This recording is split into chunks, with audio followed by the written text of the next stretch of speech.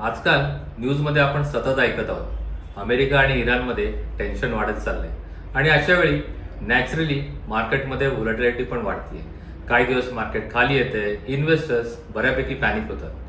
पण जर आपण आज मार्केटची हिस्ट्री पाहिली तर एक खूप इंटरेस्टिंग पॅटर्न लक्षात दिसतो. एशियन फायनान्शियल क्रायसिस असो, कारगिल वॉर असो, 2008चा ग्लोबल फायनान्शियल क्रायसिस असो किंवा कोविड-19 पॅन्डेमिक, प्रत्येक क्रायसिसमध्ये मार्केटमध्ये मोठा फॉल झालाय.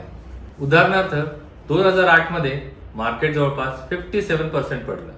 कोविडमध्ये 30 ते 40% करेक्शन झालं.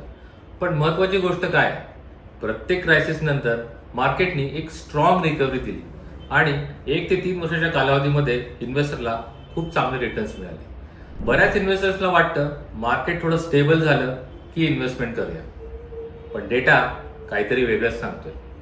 जर एखाद्या इन्व्हेस्टरने मार्केटमधील फक्त 5 बेस्ट डेज मिस केले तर रिटर्न जवळपास 12 वरून 10% खाली येतात आणि 40 बेस्ट डेज जर मिस झाले तर रिटर्न्स फक्त 2-3% खाली येऊ शकतात. म्हणजेच मार्केटमधील बेस्ट डेज कधी येतील हे कोणी सुद्धा प्रेडिक्ट करू शकत नाहीये. म्हणून स्मार्ट इन्व्हेस्टर्स काय करतात, ते डिसिप्लिन ठेवून इन्व्हेस्टेड राहतात आणि जेव्हा मार्केटमध्ये करेक्शन्स येतं तेव्हा लिक्विडिटी जर असेल तर इन्व्हेस्टमेंट वाढवतात. कारण हिस्ट्री पुन्हा पुन्हा एकच गोष्ट सांगते, crisis is temporary but market growth is permanent. म्हणून मार्केट नॉईज ऐकू नका, पॅनिक होऊ नका, आपल्या गोलवरती फोकस ठेवा आणि डिसिप्लिन्ड इन्व्हेस्टमेंट सुरू ठेवा.